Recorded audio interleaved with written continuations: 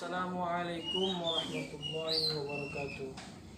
Puji syukur atas kehadirat Allah Subhanahu wa taala yang pada hari ini kita masih diberikan kesehatan, kesempatan untuk dapat bersama-sama Bapak menjelaskan materi dan kalian mengikuti pembelajaran hari ini, yaitu pembelajaran daring dalam pelajaran bahasa Indonesia. Bapak harap kalian masih dalam keadaan sehat walafiat dan bisa mengikuti pembelajaran hari ini dengan baik. Baik anak bapak semua, pembelajaran kita hari ini berkaitan dengan jenis-jenis teks persuasif. Jenis-jenis teks persuasif, kemudian setelah itu kalian akan bapak minta dan bapak juga akan menjelaskannya materi kita, yaitu tentang cara penyajian dari teks persuasif. Nah, nanti kalian akan bapak minta membuatkan satu teks persuasif itu sesuai dengan struktur yang telah pernah bapak ajarkan pada pelajaran yang sebelumnya. Nah, teks tersebut setelah kalian tulis, nanti kalian akan membuatnya ke dalam bentuk video. Kalian sampaikan dengan bahasa yang baik. Dan kemudian setelah itu kalian akan menyampaikannya dan membuat satu kalimat persuasif dari teks yang kalian tulis tadi. Baiklah, untuk lebih jelasnya hari ini mari sama-sama ke bagian kedua, yaitu jenis-jenis teks persuasi. Jika bentuk teks persuasi ada 3, maka jenis teks persuasi kita belajar 4 jenis. Ada apa saja ya?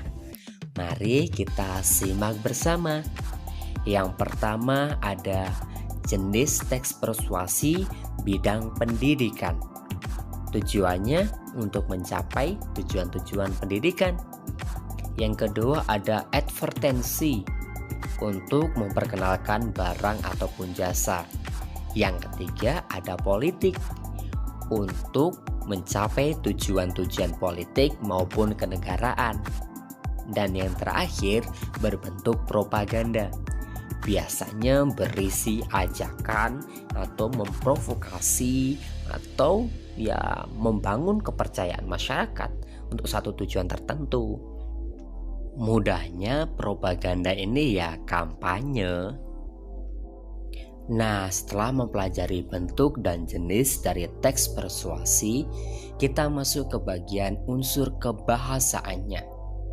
Di bagian ini kita akan belajar 2 bagian penting.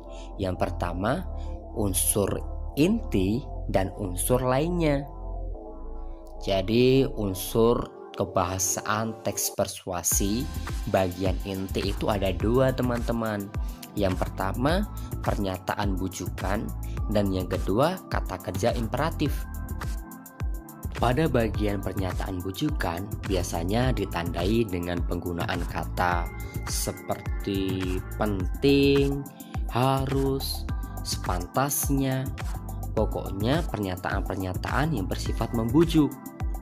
Kemudian di bagian kata kerja imperatif biasanya ditandai dengan pemakaian kata-kata seperti jadikanlah, sebaiknya. Kita masuk ke pembahasan terakhir, yaitu langkah-langkah menyusun teks persuasi.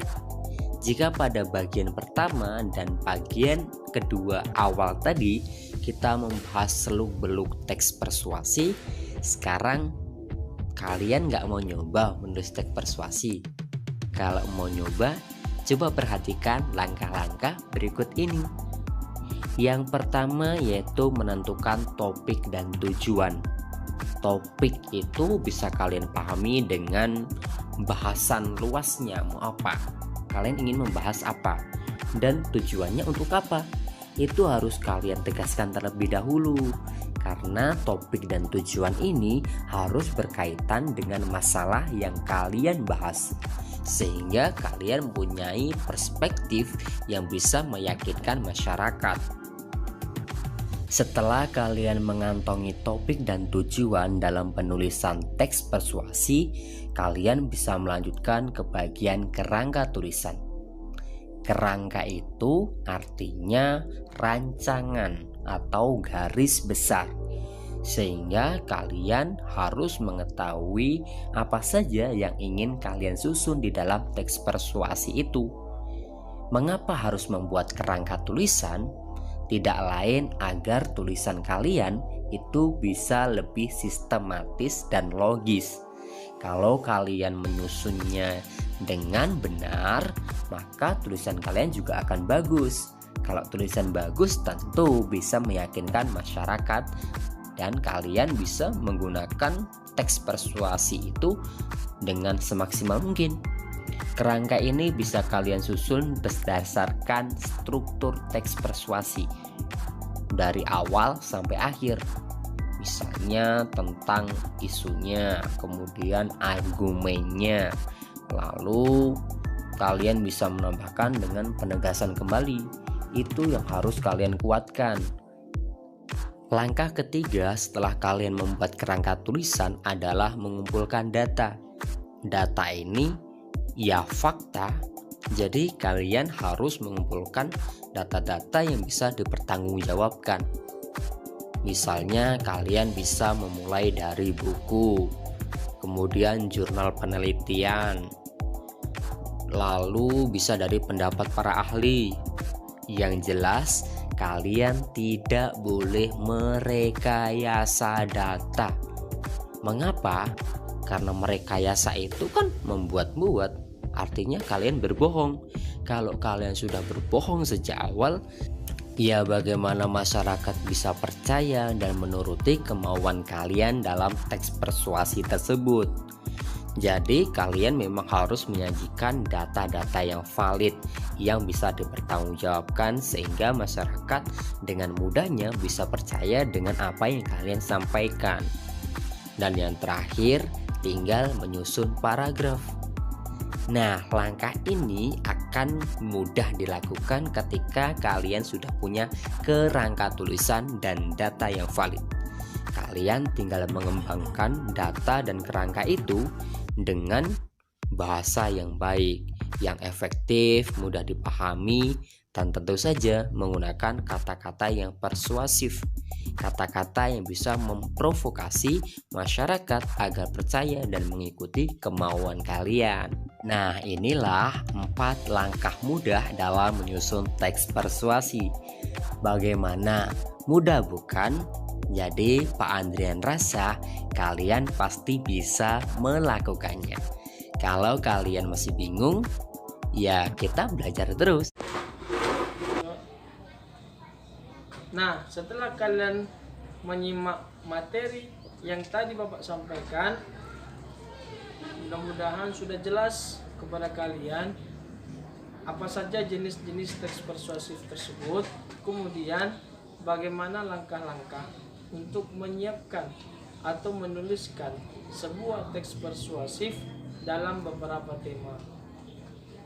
Baik, untuk berikut ini Bapak akan menyajikan sebuah video singkat yang akan menjadi pedoman kalian, satu contoh untuk bisa kalian pedomani dalam membuat sebuah video teks persuasif. Mari sama-sama kita simak.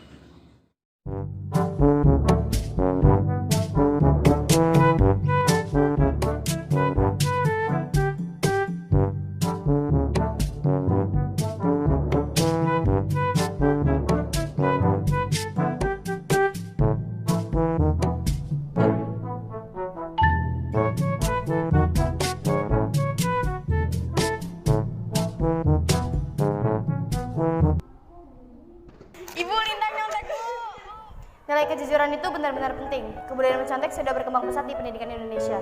Dari awalnya temen, bikin catatan kecil, habis itu nyontek ke HP. Pokoknya semakin tinggi level mencontek, semakin kosong isi otaknya dan semakin malas juga buat belajar. Apa sih alasan kamu untuk nyontek? Ya karena nggak sempat belajar. Terus kalau mau ulangan gimana? Ya tinggal nyontek, yang penting naik kelas. Nilai yang kalian dapat tapi bukan dari hasil otak kalian. Apa itu menjamin kalian bisa masuk ke universitas yang bagus? Apa kalian yakin bisa ngerjain tugas-tugas atau tes-tes harian di sana di saat kalian gak dapat kesempatan untuk nyontek? Kalau misalkan gak nyontek, nanti nilainya malah jelek dong. Nanti malah kena omel deh sama orang tua. Mending gak nyontek aja deh. Soalnya kan nyontek juga gratis. Terus juga gak bakal kena omel guru kalau misalkan kita hati-hati nyonteknya. Sebenarnya banyak loh manfaat dari kejujuran. Yang pertama, kalian bisa tetap berpendirian teguh dan kepercayaan diri. Yang kedua, kita bisa jadikan modal untuk kesuksesan kita di masa depan. Yang ketiga, kita bisa memprioritaskan tujuan kita dibanding pendapat-pendapat orang lain dan banyak lagi. Pemikiran bahwa menyontek itu nggak bakal berdampak besar dan harus kalian coba untuk hentiin dari sekarang.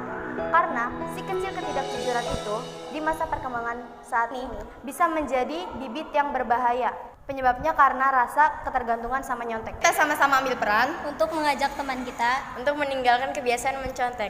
Aku yakin kalian pasti bisa. Alhamdulillahirrabbilalamin. Materi kita hari ini alhamdulillah telah selesai. Nah, untuk pembelajaran teks persuasif hari ini adalah materi yang terakhir untuk pembelajaran teks persuasif. Nah, untuk pembelajaran berikutnya silahkan kalian lihat kembali, kalian baca bukunya apa kira-kira materi berikutnya. Mudah-mudahan bermanfaat. Tutup dengan salam. Assalamualaikum warahmatullahi wabarakatuh.